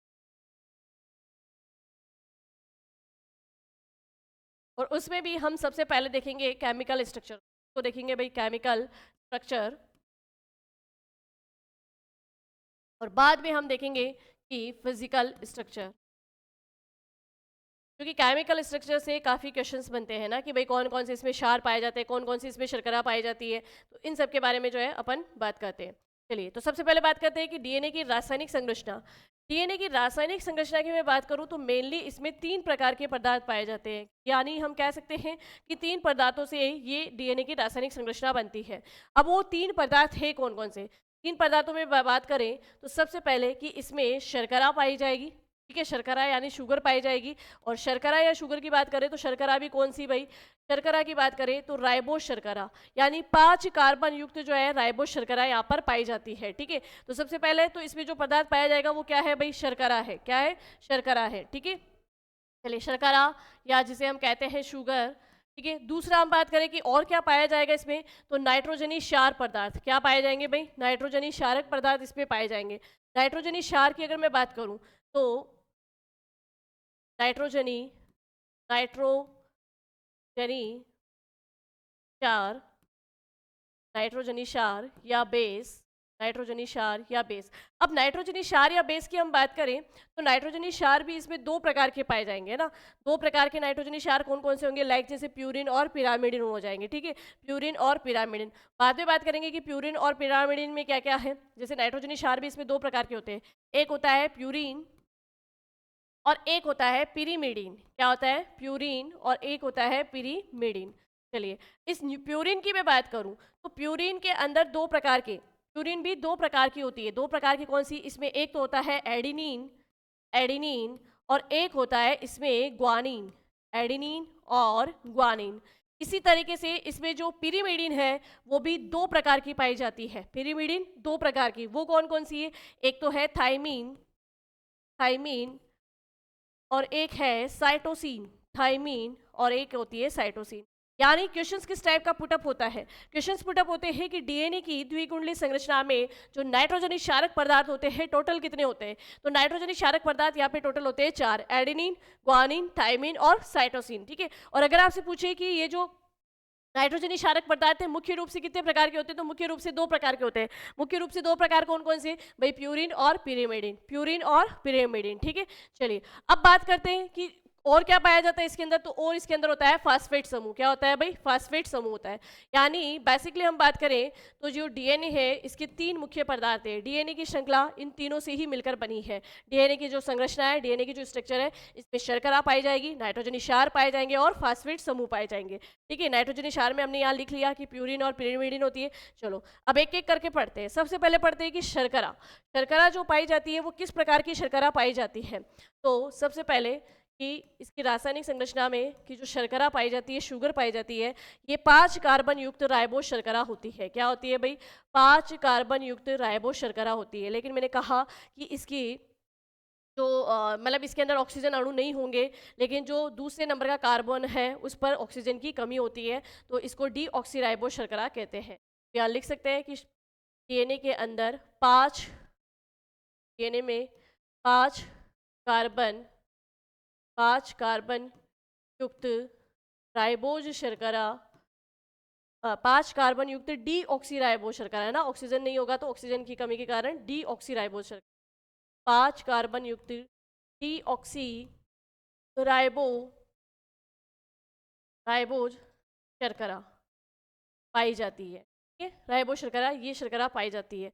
और इसमें लिख सकते हैं कि सेकंड नंबर के कार्बन पर ऑक्सीजन की कमी होती है। सेकंड नंबर के कार्बन पर ऑक्सीजन की कमी। चलिए, ये शर्करा के बारे में पढ़ लिया। अब बात करते हैं कि जो नाइट्रोजनी क्षारक पदार्थ है वो किस रूप में पाए जाते हैं। तो नेक्स्ट है नाइट्रोजनी क्षारक पदार्थ। नाइट्रोजनी क्षार की हम बात करें तो नाइट्रोजनी क्षार यहाँ पर होते हैं 2 प्रकार के, और 2 से मिलाकर अगर उसके भी 2-2 भाग कर लें तो टोटल 4 प्रकार के नाइट्रोजनी क्षार होते हैं। इसमें सबसे पहले हम बात करते हैं प्यूरिन और एक होता है पिरीमिडीन। ठीक है, प्यूरिन और पिरीमिडीन। प्यूरिन की बात करें तो प्यूरिन 2 प्रकार की, और पिरीमिडीन की बात करें तो पिरीमिडीन भी 2 प्रकार की। प्यूरिन में हम देखते हैं एडेनिन और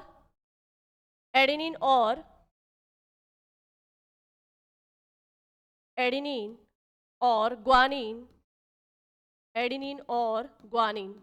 ठीक है, अब ये जो एडेनिन है ये हमेशा कौन सी पिरीमिडीन से जुड़ेगा, इस तरीके के भी सवाल बनते हैं ना, कि जो एडेनिन है वो हमेशा किस प्रकार की पिरीमिडीन से जुड़ा होता है, और जो ग्वानिन है वो भी हमेशा किस प्रकार की पिरीमिडीन से जुड़ता है। तो यहाँ पर ध्यान से सुनना कि ये एडेनिन जो है हमेशा थाइमिन से जुड़ेगा। किससे जुड़ेगा भाई? थाइमिन से जुड़ेगा। और जो ग्वानिन होता है वो हमेशा साइटोसिन से जुड़ता है। किससे जुड़ता है? साइटोसिन से जुड़ता है। अब ये जुड़ रहे हैं तो इसका मतलब इनके बीच में कोई बंध भी होगा।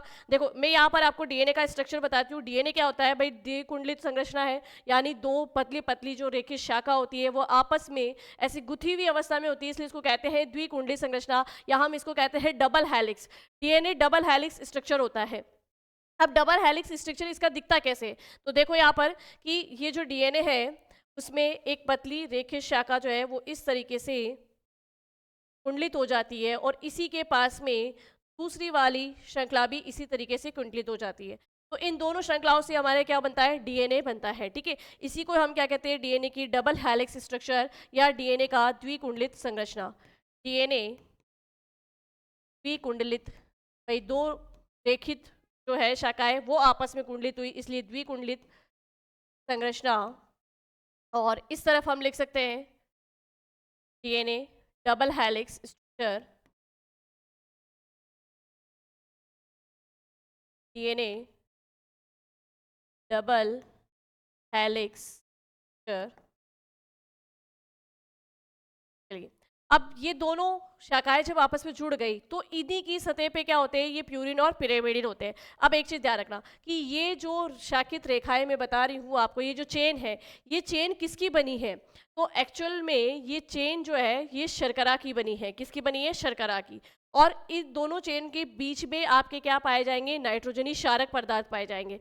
अब नाइट्रोजनी क्षारक पदार्थ इसमें कहाँ कैसे उपस्थित होते हैं वो ध्यान से देखना कि नाइट्रोजनी क्षारक पदार्थ जो होते हैं की सतहों पर यहाँ पर उपस्थित होते हैं। यहाँ पर इस सतह पे ये नाइट्रोजनी क्षारक पदार्थ होते हैं, और ये दोनों ही आपस में जुड़े रहते हैं। तो जब ये जुड़ते हैं तो इनके बीच में बंध बनते हैं, और वो बंध कौन से होते हैं? उन बंध का नाम भी पूछा जाता है कि नाइट्रोजनी क्षारक पदार्थ डीएनए की द्विकुंडलित संरचना में नाइट्रोजनी क्षारक पदार्थ किन बंधों के द्वारा जुड़े रहते हैं? तो ये जुड़े रहते हैं हाइड्रोजन बंध के द्वारा। तो अब यहाँ पर देखना है, ये जो नाइट्रोजनी क्षारक पदार्थ है ये बंध बनाएंगे तो एक बार डबल बॉन्ड और एक बार ट्रिपल बॉन्ड बनेगा, ट्रिपल हाइड्रोजन बंध बनेगा। ठीक है, अब हमें यही देखना है कि डबल बॉन्ड किस किस के बीच में बनता है और ट्रिपल बॉन्ड किस किस के बीच में बनता है। तो देखो, सबसे पहले कि नाइट्रोजनी क्षारक मैंने आपको बताया कि एडेनिन जो है वो हमेशा थाइमिन पिरीमिडीन से जुड़ेगा। किससे जुड़ेगा? थाइमिन पिरीमिडीन से जुड़ेगा। और इधर हम बात करें ग्वानिन प्यूरिन जो है वो हमेशा ही सदैव ही साइटोसिन पिरीमिडीन से जुड़ेगा। तो जो एडेनिन और थाइमिन के बीच सदैव डबल बॉन्ड होगा। क्या होगा? सदैव डबल बॉन्ड होगा। और ग्वानिन और साइटोसिन के बीच में हमेशा ट्रिपल बॉन्ड होगा। कौन सा बॉन्ड होगा भाई? ट्रिपल बॉन्ड होगा। तो आपको ये भी ध्यान रखना है सबसे पहली चीज कि इन बंध को क्या कहते हैं? तो इनको कहते हैं हाइड्रोजन बंध। इन्हें कहते हैं हाइड्रोजन बॉन्ड या हाइड्रोजन बंध, यानी नाइट्रोजन क्षारक पदार्थों के बीच में हाइड्रोजन बंध बनते हैं, ठीक है, और हाइड्रोजन बंध के द्वारा ही ये आपस में जुड़े होते हैं। चलिए अब बात करते हैं कि डबल बॉन्ड ट्रिपल बॉन्ड भी समझ में आ गया आपको, हाइड्रोजन बंध बन गए। अब एक्चुअल में अगर ये स्ट्रक्चर देखें तो किस तरीके का डीएनए में, ये जो हम कह रहे हैं कि डीएनए मेनली 3 पदार्थ है, शर्करा भी है, नाइट्रोजनी क्षारक पदार्थ भी है और फास्फेट समूह भी है, तो इसको आपको ध्यान से देना। सपोज कीजिए, चलो नेक्स्ट स्लाइड पे ही हम देख लेते हैं एक बार। सपोज कीजिए कि इसकी संरचना ये अंदर से कैसे दिख रही है। ये हो गए नाइट्रोजनी क्षार पदार्थ। ये एक नाइट्रोजनी क्षार पदार्थ दूसरे नाइट्रोजनी क्षार पदार्थ से आपस में जुड़ता है, ठीक है। यानी हम मान लें कि यहाँ एडिनिन है और यहाँ साइटोसिन है। इसी तरीके से इस चेन में नीचे फिर एक नाइट्रोजनी क्षार पदार्थ होगा, यानी हम मान लें कि यहाँ ग्वानिन है और यहाँ पर जो है साइटोसिन है, तो ऊपर थायमिन और ये साइटोसिन। चलो एक बार का यहाँ पर इस स्ट्रक्चर से समझ लेते हैं तो समझ में आ जाएगा कि डीएनए की संरचना कैसी दिखाई देती है। चलो अब ये लिखा, साथ ही लिख ही लेते हैं ताकि इजी रह जाए कि ये नाइट्रोजनी क्षार पदार्थ मान लो एडिनिन है और ये नाइट्रोजनी क्षार पदार्थ जो है वो क्या है आपका थाइमिन, क्या है थाइमिन। ये नाइट्रोजनी क्षार पदार्थ ग्वानिन है, तो ये कौन सा हो जाएगा, ये हो जाएगा साइटोसिन। और अब हम बात करें कि इनके बीच बॉन्ड, तो बॉन्ड हमने पढ़े कि यहाँ पर डबल बॉन्ड होगा, यहाँ पर ट्रिपल बॉन्ड होगा, और ये बॉन्ड क्या कहलाते हैं, हाइड्रोजन बंध। क्या कहलाते हैं, हाइड्रोजन बंध। चलिए ये नाइट्रोजनी क्षार पदार्थ हो गया। अब इन्हीं नाइट्रोजनी क्षार पदार्थों से जुड़ी होती है शर्करा। क्या जुड़ी होती है भाई, शर्करा। और शर्करा कैसी है भाई, पेंटोस शर्करा है। पेंटोस शर्करा है, यानी 5 कार्बन युक्त शर्करा जो है प्रत्येक इस नाइट्रोजनी क्षार पदार्थ से जुड़ी रहेगी, ठीक है। तो ये 5 कार्बन युक्त नाइट्रोजन मतलब सॉरी शर्करा, यहाँ लिख सकते हैं शर्करा, शर्करा मतलब मैं यहाँ लिख सकती हूँ 5 कार्बन वाली शर्करा,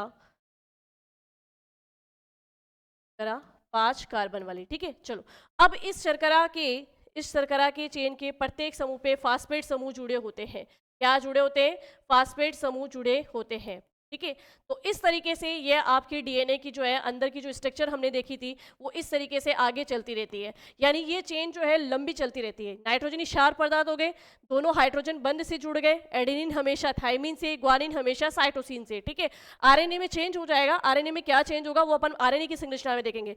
और प्रत्येक नाइट्रोजनी क्षार पदार्थ किससे जुड़े होते हैं, शर्करा से। यानी कि ये जो चेन आपको दिख रही है, ये जो अलग अलग दो, हम कहते हैं कि ये जो अलग अलग 2 रेशे हैं, ये जो 2 रेशे हैं ये शर्करा के ही बने होते हैं, और इन्हीं पे ही क्या जुड़े होते हैं, फास्फेट समूह जुड़े होते हैं। तो ये किस तरीके का स्ट्रक्चर है वो मैंने आपको यहाँ पर बता दिया कि किस तरीके से नाइट्रोजनी क्षारक पदार्थ, फिर शर्करा और फिर फास्फेट समूह जो है आपस में जुड़े रहते हैं। क्लियर हो गई ये बात। चलिए तो नाइट्रोजनी क्षार pyrimidine, guanine, sorry adenine, guanine और पिरीमिडिन में पूछे तो थाइमिन, साइटोसिन, ये अपन ने लिख लिया, ठीक है। तो यहाँ लिख लेते हैं जहाँ अपन ने खत्म किया है, तो यहाँ नोट डाल के लिख ले कि नाइट्रोजनी क्षारक पदार्थ, नाइट्रोजनी क्षारक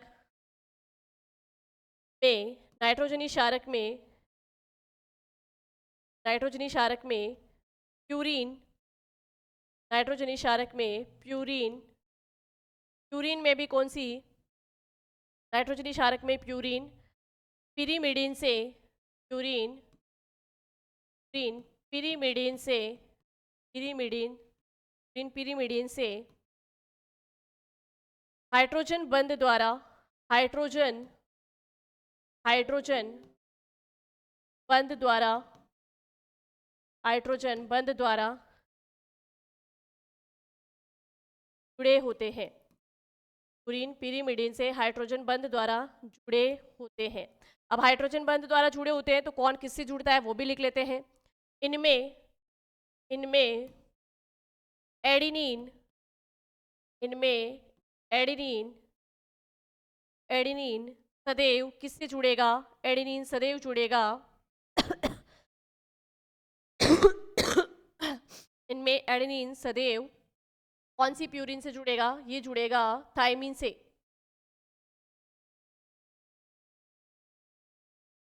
थाइमिन ये आपकी प्यूरिन है और ये पिरीमिडीन, और ये पिरीमिडीन। चलिए एडेनिन हमेशा थाइमिन से और ग्वानिन ग्वानिन साइटोसिन से।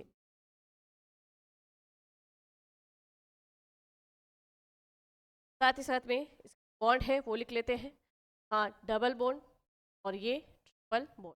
ठीक है, चलिए तो यहाँ पर हमने जो है नाइट्रोजनी क्षारक पदार्थ को भी देख लिया। अब बात करते हैं कि फास्फेट समूह जो होते हैं वो फास्फेट समूह क्या करते हैं। डीएनए की अम्लता, डीएनए क्या है भाई, राइबोस डीऑक्सी राइबोस न्यूक्लिक अम्ल है यानी एसिड है, तो इसका मतलब अम्लीय प्रकृति का होगा ना। तो डीएनए की अम्लता के लिए उत्तरदायी होते हैं फास्फेट समूह। फास्फेट समूह के लिए भी लिख लेते हैं, फास्फेट समूह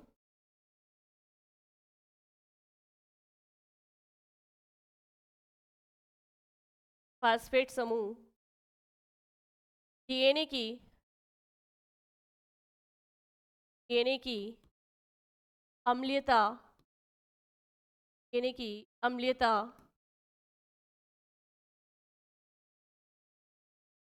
डीएनए की अम्लीयता के लिए उत्तरदायी डीएनए की अम्लता के लिए उत्तरदायी होते हैं। डीएनए की अम्लता के लिए उत्तरदायी होते हैं। चलिए ये डीएनए की स्ट्रक्चर देखी, पहले हमने देखी रासायनिक स्ट्रक्चर।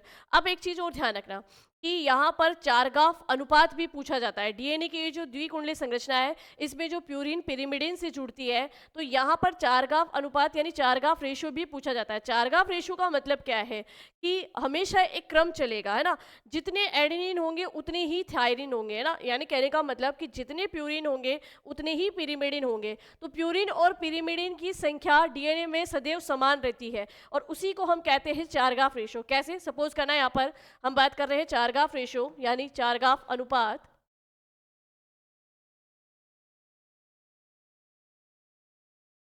चारगाफ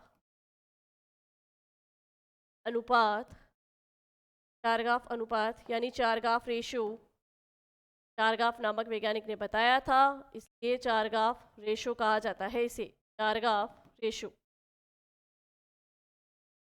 सपोज कीजिए कि ये जो डीएनए का डबल हेलिक्स है, डीएनए की ये जो द्विकुंडलित है, तो इसमें ये दो चेन है और इस दो चेन में हमें हमेशा पता है कि एडेनिन ग्वानिन एडेनिन थायमिन से और ग्वानिन साइटोसिन से जुड़ेगा।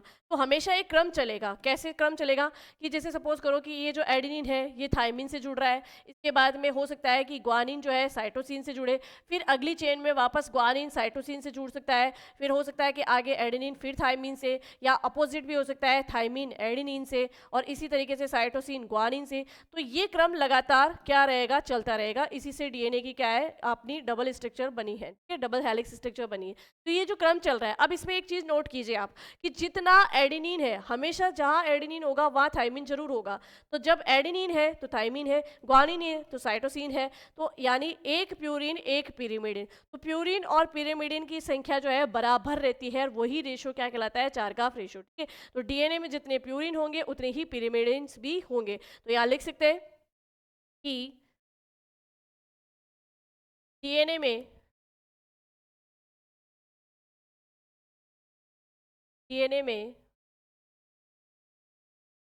जितने डीएनए में जितने प्यूरिन होते हैं जितने प्यूरिन होते हैं उतने ही पिरिमिडिन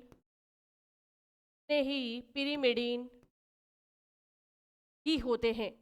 डीएनए में जितने प्यूरिन होते हैं उतने ही पिरिमिडिन भी होते हैं, ठीक है। चलिए यानी हम कह सकते हैं कि जो एडेनिन और ग्वानिन, भाई प्यूरिन कौन कौन से थे, एडेनिन और ग्वानिन।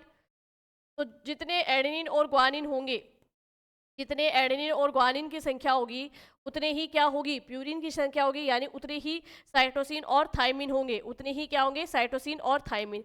और जब हम इनका रेशो देखते हैं, इनका अनुपात देखते हैं, तो हमेशा एक ही अनुपात प्राप्त होगा, है ना। यानी कि हम लिख सकते हैं यहाँ पर कि एडेनिन और ग्वानिन की संख्या, ठीक है, का अनुपात साइटोसिन से थायमिन से किया जाए, हमेशा रिजल्ट एक ही प्राप्त होगा, यानी रेशो हमेशा इक्वल ही रहेगा, रेशो हमेशा एक ही आएगा, यानी समान अनुपात में ही आएंगे। यही क्या कहलाता है, चारगाफ ठीक है। चलिए अब बात करते हैं डीएनए की भौतिक संरचना। ये रासायनिक संरचना देगी। अब डीएनए की भौतिक संरचना की हम बात करें, फिजिकल स्ट्रक्चर की हम बात करें। नेक्स्ट है डीएनए की भौतिक संरचना। डीएनए की भौतिक संरचना। डीएनए की भौतिक संरचना यानी डीएनए की physical structure of DNA. Physical structure of DNA.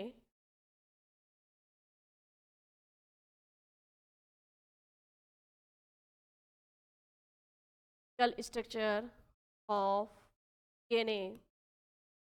अब देखो भौतिक रूप से अब जब अपन देखते हैं, वैसे देखो डीएनए को ऐसे देखा नहीं जा सकता है ना। डीएनए हमेशा मतलब आप इसको अभिरंजित करके ही देख पाओगे, है ना। किससे अभिरंजित करते हैं वो भी सब कुछ अपन यहाँ देखेंगे। डीएनए में न्यूक्लियोटाइड्स की दो श्रृंखलाएं आपस में द्विकुंडलित संरचना बनाती है। भौतिक संरचना की हम बात करें तो न्यूक्लियोटाइड्स की दो श्रृंखलाएं जो अपने आगे चेन देखी थी ना, यहाँ पे डीएनए का जो अपन ने डबल हेलिक्स स्ट्रक्चर बनाया था लाइक ये वाला, तो यहाँ पर देखो कि डीएनए में ये दो श्रृंखलाएं बनी हुई है ना, ये न्यूक्लियोटाइड्स की श्रृंखलाएं कहलाती है। क्या कहलाती है? न्यूक्लियोटाइड श्रृंखला। तो डीएनए की जो ये न्यूक्लियोटाइड श्रृंखला है, यही भौतिक रूप से हमें बाहरी रूप से दिखाई देती है जब हम डीएनए को अभिरंजित करते हैं। तो इसी आधार पे भौतिक संरचना में कहा जाता है कि डीएनए में न्यूक्लियोटाइड्स की दो श्रृंखलाएं आपस में द्विकुंडलित यानी दोनों गुथी हुई अवस्था में, कुंडलित अवस्था में, यानी डबल हेलिक्स है तो द्विकुंडलित संरचना बनाती है। सबसे पहले यही लिखते हैं अपन कि डीएनए में डीएनए में न्यूक्लियोटाइड्स। डीएनए में न्यूक्लियोटाइड्स। अभी बात करेंगे कि न्यूक्लियोटाइड्स और न्यूक्लियोसाइड्स में क्या अंतर है ना। न्यूक्लियोटाइड्स किसे कहेंगे? न्यूक्लियोटाइड श्रृंखला क्या होती है? न्यूक्लियोटाइड, डीएनए में न्यूक्लियोटाइड की दो श्रृंखलाएं। डीएनए में न्यूक्लियोटाइड की दो श्रृंखलाएं आपस में, दो श्रृंखलाएं आपस में द्विकुंडलित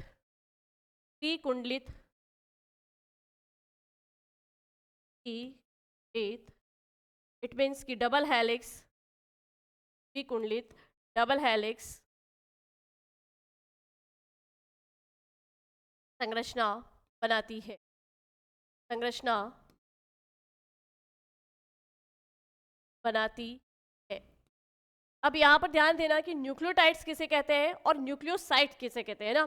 अगर नाइट्रोजनी क्षारक प्लस शर्करा प्लस फास्फेट समूह हो तो वो न्यूक्लियोटाइड्स कहलाएंगे। और न्यूक्लिक शब्द क्यों आया वो मैंने आपको बताया, केंद्रक में है डीएनए इसलिए उसको न्यूक्लिक मतलब न्यूक्लिक शब्द लिया, ठीक है। तो न्यूक्लियोटाइड्स का मतलब है जब नाइट्रोजनी क्षारक पदार्थ प्लस शर्करा प्लस फास्फेट समूह तीनों हो तो वो न्यूक्लियोटाइड्स है। और न्यूक्लियोसाइड का मतलब है जब नाइट्रोजनी क्षारक और सिर्फ शर्करा हो, फास्फेट समूह नहीं हो तो वो न्यूक्लियोसाइड कहलाते हैं। तो यहाँ लिख सकते हैं न्यूक्लियोटाइड्स और न्यूक्लियोसाइड क्या है। तो nucleotides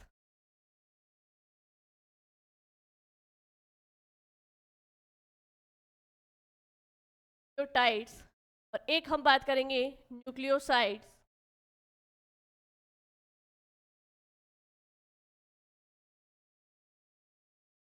nucleotides and nucleosides. Nucleotides में हम तीन समूह को रखेंगे। तो तीन समूह जो हम डीएनए की संरचना में पढ़ चुके हैं, नाइट्रोजनी क्षार प्लस शर्करा प्लस फास्फेट समूह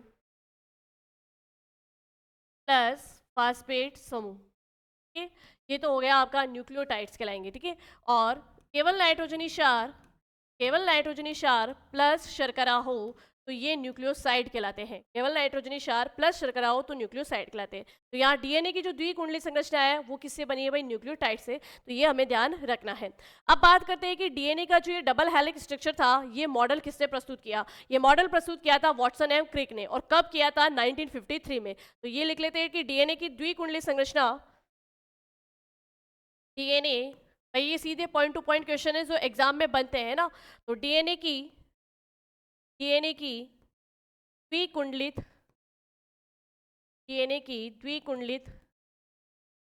संरचना मॉडल, डीएनए का द्विकुंडलित संरचना मॉडल वॉटसन वे क्रिक ने प्रस्तुत किया था। वॉटसन वे क्रिक ने 1953 यानी 1953 में प्रस्तुत किया था। में प्रस्तुत।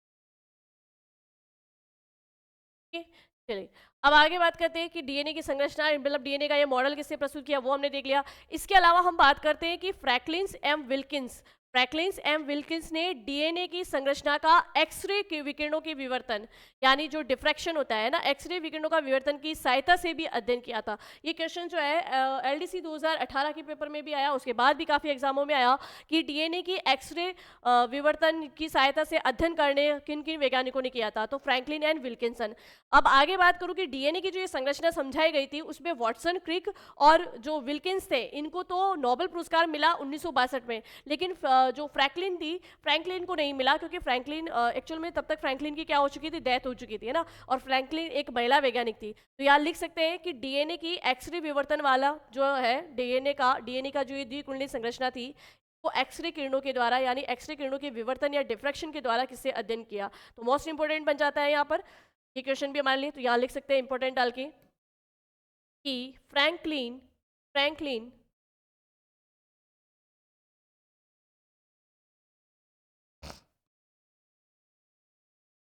फ्रैंकलिन एवं विल्किंसन फ्रैंकलिन एवं विल्किंसन ने, ये जो फ्रैंकलिन एवं विल्किंसन, इसमें फ्रैंकलिन जो है महिला वैज्ञानिक थी, ध्यान रखना, ठीक है, ने डीएनए की डीएनए की संरचना डीएनए की संरचना, भाई द्विकुंडली संरचना पहले वॉटसन एवं क्रिक ने 1953 में ही दे दी थी, ठीक है। फिर उसके बाद में फ्रैंकलिन एवं विल्किंस ने डीएनए की संरचना का डीएनए की संरचना का एक्सरेज यानी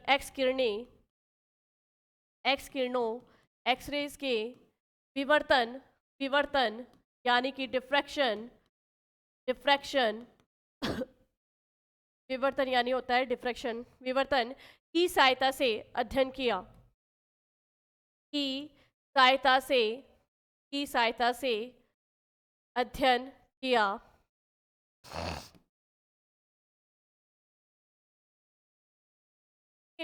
चलिए, साथ ही साथ में लिखेंगे कि डीएनए की संरचना के इस अध्ययन पे किस किस वैज्ञानिकों को जो है नोबेल पुरस्कार मिला।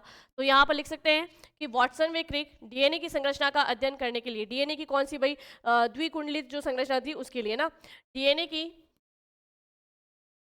की संरचना को डीएनए की संरचना को समझाने के लिए डीएनए की संरचना को समझाने के लिए वॉटसन, इन तीन वैज्ञानिकों के हमें नाम याद रखने हैं। वॉटसन जिन्होंने की द्विकुंडली संरचना मॉडल दिया था, वॉटसन व क्रिक तथा विल्किंसन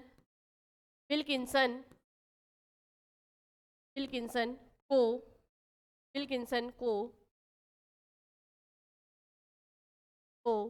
1962 में नोबेल पुरस्कार, कभी कभार इनसे भी क्वेश्चंस बनते हैं कि डीएनए की संरचना के लिए नोबेल पुरस्कार किस किस को मिला है, ठीक है ना। तो नोबेल पुरस्कार मिला था, ठीक है। फ्रैंकलिन को नहीं मिला क्योंकि उस समय तक उनकी मृत्यु हो चुकी थी, ठीक है, तो वो नहीं मिला। फिर बात करते हैं कि डीएनए की जो दोनों न्यूक्लियोटाइड श्रृंखलाएं हैं आपस में हाइड्रोजन बंध से जुड़ी रहती है। ये क्वेश्चन बहुत इंपॉर्टेंट है, ठीक है। तो यहाँ लिख सकते हैं कि डीएनए की दोनों श्रृंखलाएं डीएनए की दोनों न्यूक्लियोटाइड श्रृंखलाएं दोनों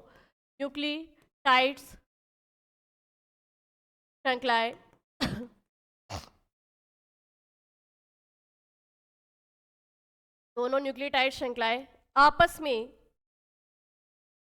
में हाइड्रोजन बंध के द्वारा जुड़ी होती है।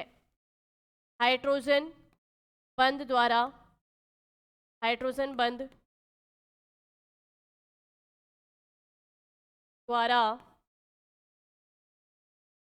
जुड़ी है, हाइड्रोजन बंध द्वारा जुड़ी होती है। अब जो हम नेक्स्ट क्लास में देखेंगे तो डीएनए से संबंधित कुछ एक और बातें हैं कि भाई ये जो हाइड्रोजन है मतलब ये हाइड्रोजन बंध है, क्या हम डीएनए की श्रृंखला में इन हाइड्रोजन बंध को तोड़ सकते हैं? तो बिल्कुल तोड़ सकते हैं कि भाई ऐसा कौन सा टेम्परेचर हम रखें जहाँ से इन दोनों श्रृंखलाओं को हम अलग कर सकते हैं, और ऐसा कौन सा टेम्परेचर होगा जहाँ पर हम इन दोनों श्रृंखलाओं को वापस जोड़ सकते हैं। तो इसके बारे में हम चर्चा करेंगे। डीएनए से संबंधित कुछ एक चीज़ें और बाकी रह गई है, तो वो अगली क्लास में करेंगे, और साथ ही साथ में हम नेक्स्ट क्लास में ये भी पढ़ेंगे कि आरएनए का स्ट्रक्चर क्या है और आरएनए में कौन कौन से पदार्थ पाए जाते हैं, उसके बारे में भी अपन नेक्स्ट क्लास में पढ़ेंगे। बस ऐसे ही पढ़ते रहिए, बढ़ते रहिए, बने रहिए वेदांत क्लासेस के साथ में। मिलते हैं हम हमारी नेक्स्ट क्लास में, तब तक के लिए थैंक यू।